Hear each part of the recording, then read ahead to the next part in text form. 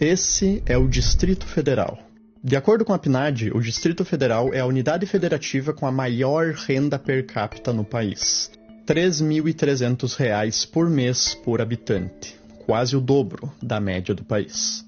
Dentro do Distrito Federal, a região mais nobre é o Lago Sul. Com um pouco mais de 26 mil habitantes, a renda média de um morador do bairro é de aproximadamente R$ 23 mil por mês, segundo dados da FGV Social. O que faz do Lago Sul não só o bairro mais rico do Distrito Federal, mas também de todo o Brasil. Em média, um habitante do Lago Sul é tão rico quanto um habitante da França, Reino Unido ou Nova Zelândia. Do outro lado, nós temos a cidade estrutural. Com um pouco mais de 45 mil habitantes, essa é a região mais pobre do Distrito Federal. Com uma renda média de R$ 486 por pessoa, os moradores da estrutural são tão pobres quanto habitantes do Iêmen ou do Zimbábue. E essa desigualdade de renda tem um impacto profundo na vida dos habitantes dessas duas regiões. Enquanto a expectativa de vida no Lago Sul passa de 80 anos, na estrutural ela mal chega a 73. Enquanto 90% das residências no Lago Sul têm internet banda larga, só 38% na estrutural tem o mesmo acesso. Um quarto da população da estrutural ainda sofre com esgotamento a céu aberto, enquanto que no Lago Sul isso não é um problema. Mas por mais absurda que essa desigualdade possa parecer, tem um bairro ainda mais rico no Brasil, chamado Juizlândia. Nessa nobríssima região vivem aproximadamente 18.200 excelentíssimos habitantes. Apesar de ser um bairro pequeno perto de outros pelo Brasil afora, ele é uma potência econômica. Em média, cada habitante da Juizlândia recebeu ano passado R$ 59 mil por mês líquidos, mais que o dobro dos rendimentos dos moradores do Lago Sul. Com essa renda, cada habitante da Juizlândia ganha mais que o dobro do que um americano, e é mais rico do que os habitantes de Luxemburgo e Liechtenstein, dois dos países mais ricos do mundo. Na verdade, se a Juizlândia fosse um país, ela seria o segundo país mais rico do mundo, atrás em riqueza somente de Mônaco, um paraíso fiscal europeu conhecido pelos seus cassinos, bancos sigilosos e iates multibilionários. A Juizlândia, é claro, não é um bairro que exista de verdade. Na realidade, ela é a representação de todo o grupo de 18.265 juízes e desembargadores ativos no Brasil. Cala a boca, senhora! Sente-se! Retira daqui agora. O senhor está inseguro, doutor. O senhor parece o poodle latindo pro pitbull. Um país ainda tão pobre quanto o nosso, a elite do judiciário forma uma casta à parte. Uma verdadeira aristocracia togada que compromete não só o dinheiro público, mas toda a nossa economia. Aliás, nós prendemos, tem gente que solta. Nesse vídeo eu vou te mostrar como o judiciário brasileiro se tornou um dos mais caros e ineficientes do mundo. E como que isso importa tanto para o seu bolso, mesmo que você nunca tenha pisado num tribunal.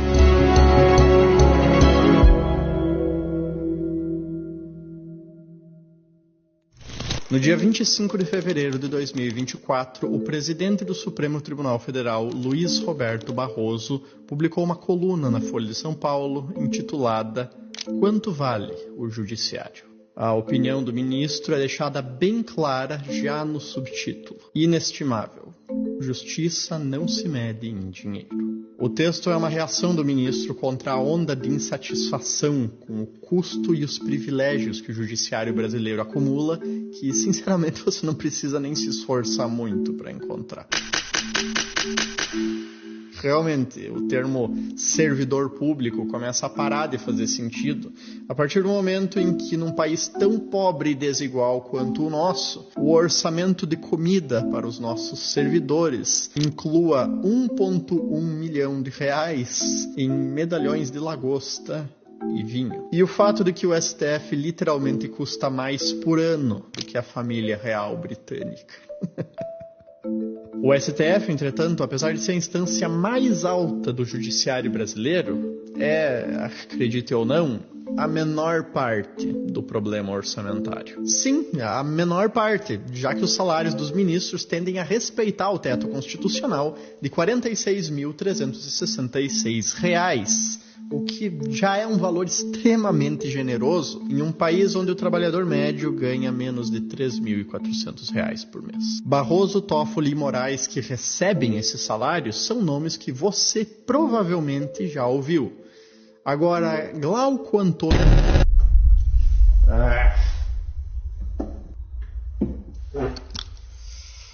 Bom, por motivos de segurança pessoal, é melhor eu não citar esses 10 nomes aqui. Mas esses são os 10 juízes e desembargadores do Tribunal de Justiça de Rondônia que, em fevereiro do ano passado, ganharam cada um mais de R$ 1 milhão líquido nas suas contas. R$ 1 milhão, já descontado todos os impostos, num único mês. Esse vídeo já é perigoso o suficiente para eu estar fazendo, então eu não vou citar os nomes aqui. Mas essa informação é pública e está disponível na matéria do Estadão, que eu vou estar linkando aqui embaixo, e também no site do Portal da Transparência do Tribunal de Justiça de Rondônia. Quando questionado pela imprensa, o tribunal alegou que os pagamentos efetuados, identificados pela rubrica Vantagens Eventuais, se referem ao adicional por tempo de serviço, indenização de férias e outros direitos que estavam acumulados, os quais foram devidamente autorizados pelo Conselho Nacional de Justiça. Essas vantagens eventuais e indenizações são a ferramenta através do qual um juiz ou desembargador, que deveria ganhar pela lei no máximo R$ 46.300, conseguem ganhar mais de R$ 1 milhão. A grande sacada do judiciário brasileiro, não contente em conseguir comprar uma casa por ano com o seu salário, foi acumular esses penduricalhos. Como, por exemplo, auxílio moradia de R$ 4.300 por mês, mesmo para juízes que já têm casa própria, auxílio alimentação, auxílio saúde, auxílio creche, adicional por tempo de serviço, licença prêmio não gozada, indenização por férias não gozadas, gratificação por acúmulo de função, ajuda de custo para mudança e gratificação por convocação ao tribunal. Eu perdi até o fôlego aqui. E sabe a melhor parte? Como esses auxílios, vantagens e verbas indenizatórias são considerados como benefícios e não como parte real do salário, a maioria deles não paga 1 centavo de imposto. O resultado disso é o atentado contra o bom senso que essa pirâmide representa. 63.816 juízes e desembargadores recebendo mais de R$ 100 mil por mês. Mais que o dobro do teto constitucional. Dizer que essas pessoas vivem numa realidade paralela, num país onde metade da população não tem acesso a coleta e tratamento de esgoto nas suas residências, é um eufemismo. E se essa falta de tato não é óbvia da parte do Barroso, bom, pergunta a qualquer juiz ou promotor o que eles acham sobre o tamanho do próprio salário, que vocês provavelmente vão ouvir algo como isso aqui. Vários fake news falando que juiz ganha 200, 400 milhões de reais. Eu brinco quando eu leio isso, que alguém está ficando pelo menos com grande parte do meu salário. Isso aí é uma campanha difamatória mesmo que vem sendo realizada. Salário, o subsídio, na verdade, fica em torno de R$ 24.100 líquido. Aí nós temos por volta de R$ 5 mil, que é auxílio alimentação e auxílio saúde, e algumas outras verbas que vêm sendo pagas, que são indenizatórias, que são autorizadas pelo Supremo e pelo CNJ, ou seja, não existe nenhuma ilegalidade em relação a isso. Então, com tudo isso, chega em média aí de R$ 45 mil líquido. E tem uma boa aposentadoria, então? Não, infelizmente não. Devo ganhar aí pelo menos só metade desse valor que eu acabei de falar. E quem está entrando atualmente na magistratura é um absurdo, porque vai ficar aí 40 anos trabalhando e vai aposentar com o teto do INSS, que hoje é 7 mil. Ou seja, ninguém vai querer ser mais juiz. O problema todo é esse, né?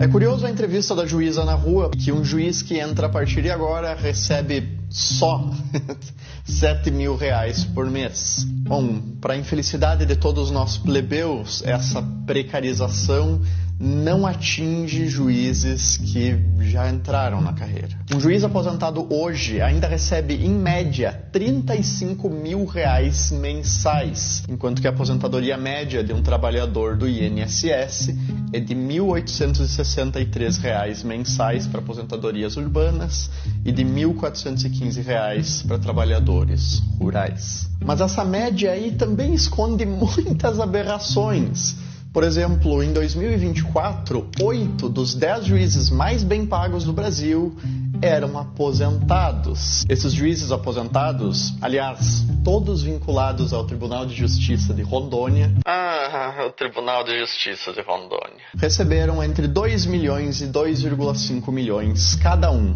nas suas contas bancárias. Você consegue imaginar você estar sentado sem fazer porra nenhuma e simplesmente, do nada, pingar 2 milhões na sua conta? Você se sente ofendido, indignado com esses privilégios, talvez?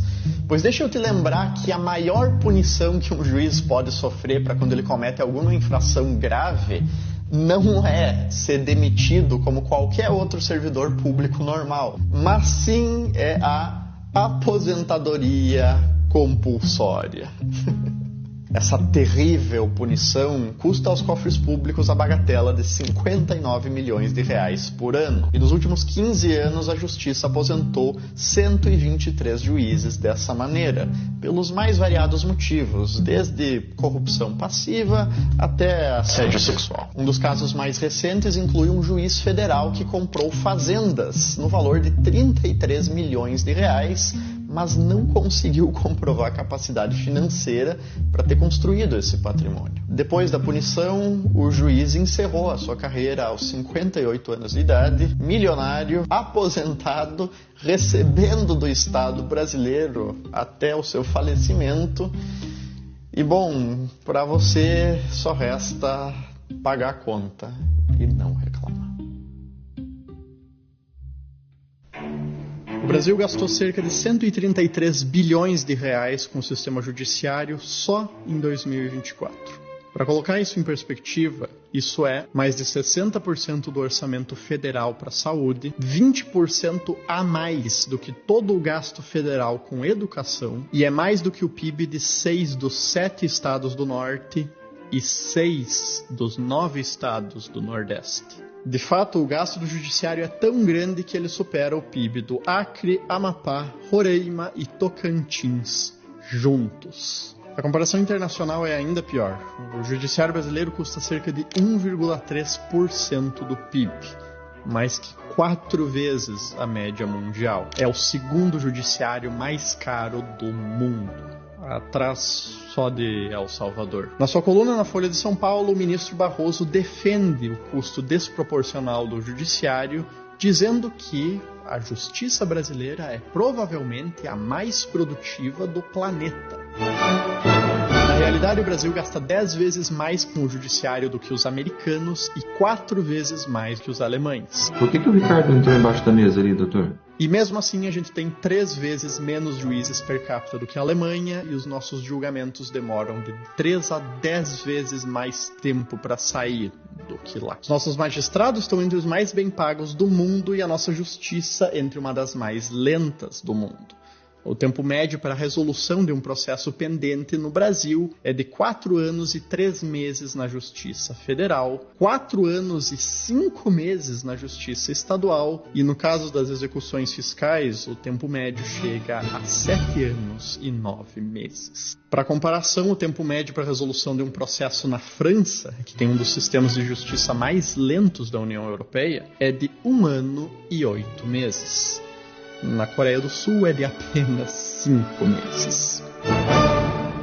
E toda essa demora, muitas vezes aliada com interpretações bastante criativas das nossas leis por juízes Brasil afora, acaba gerando um custo ainda mais alto para a sociedade, aumentando a imprevisibilidade das decisões e gerando aquilo que nós economistas chamamos de insegurança jurídica. Um estudo da FEComércio de São Paulo estimou que o custo direto da insegurança jurídica no Brasil para as empresas ultrapassa 9 bilhões de reais, em razão das leis ambíguas e decisões judiciais que frequentemente divergem da legislação vigente. Para o ministro Barroso, essas queixas são infundadas e há, abre aspas, uma certa lenda de que haveria insegurança jurídica no Brasil. Enquanto isso, o STF, como colegiado, determinou que pode cobrar retroativamente impostos, caso ele mude a sua interpretação de decisões tributárias já julgadas e nas quais não cabe mais recurso. E o ministro Toffoli, em decisão monocrática,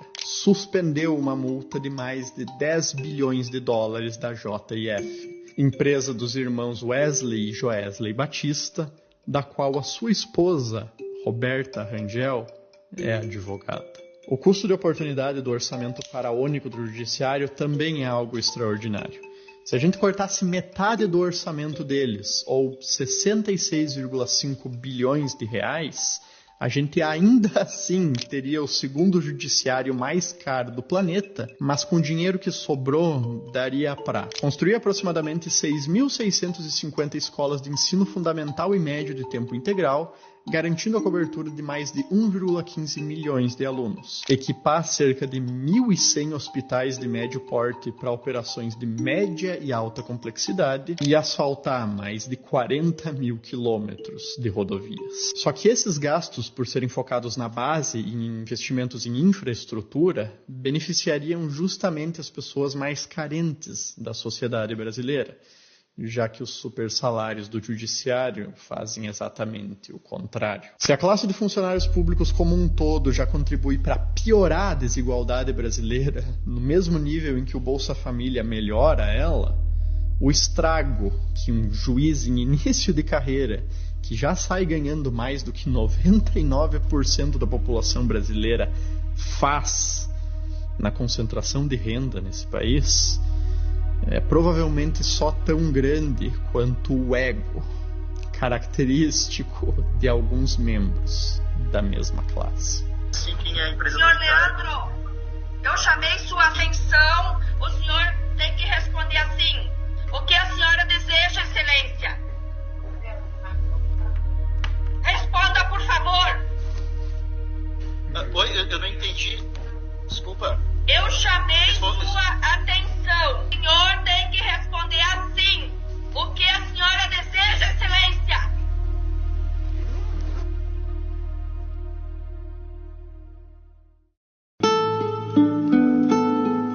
Sabe, quando eu solto esses vídeos, é bem comum que, apesar das pessoas gostarem, elas comentem: Ah, André, mas tu só reclama e não dá solução nenhuma. E a verdade é que sempre tem algo que poderia ser feito. Pode-se aprovar uma limitação ou o fim dos penduricalhos, com uma interpretação mais rigorosa sobre o teto constitucional dos juízes. A lei orgânica da magistratura poderia ser reformada, poderia ser exigido mais transparência dos tribunais na divulgação dos benefícios que os magistrados recebem, a remuneração poderia ser vinculada à produtividade dos magistrados, poderia se propor o fim da aposentadoria compulsória como punição e poderia ser feita uma reforma da previdência específica de juízes, promotores e desembargadores para equiparar eles mais com o resto da população. O problema é que, talvez mais do que qualquer outra coisa que eu já tenha falado aqui nesse canal, indústria, carros, zona franca, reformar o judiciário é absurdamente mais difícil. Vamos pegar a aposentadoria compulsória como exemplo. A PEC número 3 de 2024 propõe a extinção da aposentadoria compulsória como punição para juízes, promotores e militares. Perfeito! Mas a proposta já está há mais de 1 ano em tramitação no Senado e sequer saiu da Comissão de Constituição e Justiça. E se a gente for se basear no histórico do Legislativo, bom, uma proposta praticamente idêntica a essa, a PEC 53 de 2011, que extinguia a aposentadoria compulsória para juízes e promotores, levou 2 anos para ser aprovada no Senado. Depois disso, ela foi enviada para a Câmara dos Deputados, apensada em outra PEC, e ficou 12 anos sendo tirada de pauta, colocada em pauta de novo, arquivada, desarquivada, na CCJ e sequer foi votada. Você tá brabo? Puto, quem sabe? Sabia que mesmo a esse ponto do vídeo ainda dá pra ficar pior? No dia 2 de dezembro de 2024, o governo encaminhou a PEC número 45, que cortava gastos e restringia um pouco aqueles penduricalhos que resultam nesses salários de 100, 200, 1 milhão acima do teto. Sabe o que os excelentíssimos membros do Judiciário fizeram? No dia 4 de dezembro de 2024, os juízes, presidentes de tribunais federais e as dezenas de associações em defesa deles se posicionaram terminantemente contra a PEC e ameaçaram, caso ela fosse aprovada, uma aposentadoria em massa de 40% dos juízes no país inteiro, ameaçando uma bomba previdenciária, uma bomba fiscal, porque se os bonitos se aposentassem, a gente que ia ter que estar bancando o salário quase integral de aposentadoria deles, mais os juízes que iam ter que ser contratados para substituir eles, e uma paralisação do sistema jurídico do país, que não ia funcionar com 40% dos juízes a menos. Não que ele funcione muito bem agora, não é mesmo? E sabe o que aconteceu? No dia 20 de dezembro, 16 dias depois, o Congresso cedeu e esse trecho da proposta caiu.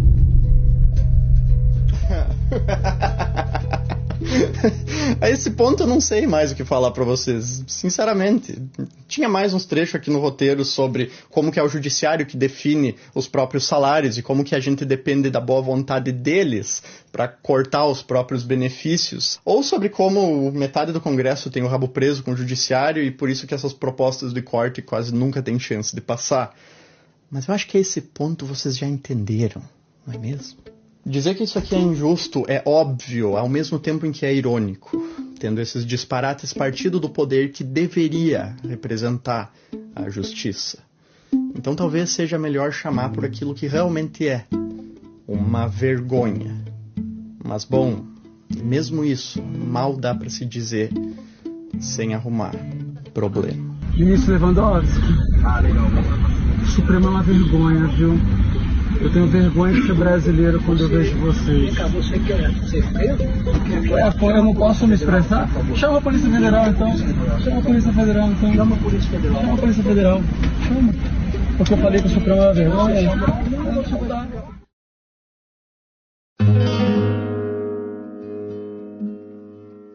Voltando à coluna do Barroso uma última vez, talvez o valor da justiça seja realmente inestimável. Mas a partir do momento em que se usa do ideal da justiça para enriquecer e solidificar privilégios ao custo de uma população que nem nos seus sonhos mais selvagens sequer sonharia em ganhar 10% do que alguns de vocês ganham em um mês, será que o judiciário está realmente sendo justo, ministro Barroso? Ou será que ele só virou uma caricatura de si próprio? Mais uma máquina de produzir desigualdades, pervertendo a própria lei que deveria defender, com interpretações criativas para acumular vantagens eventuais. E se esse vídeo chegar em algum juiz, o senhor ou a senhora podem ficar à vontade para ficar com raiva e me esculachar. Mas tenta sair da sua bolha de hiperprivilegiados só por 1 minuto e se perguntar: será que 30 mil reais não é o suficiente? 46 mil reais não é o suficiente? Eu sei que o primo do tio da tua mulher trabalha num escritório de advocacia internacional e tira 200 mil reais por mês. Ou que o teu cunhado tem a fazenda de 15 mil hectares no Mato Grosso do Sul e que perto deles tu realmente não ganha muito dinheiro. Mas tem 99% da sociedade brasileira que ganha menos que tu. Metade deles ia levar 3 anos poupando tudo o que ganha para acumular o que você ganha em Um mês.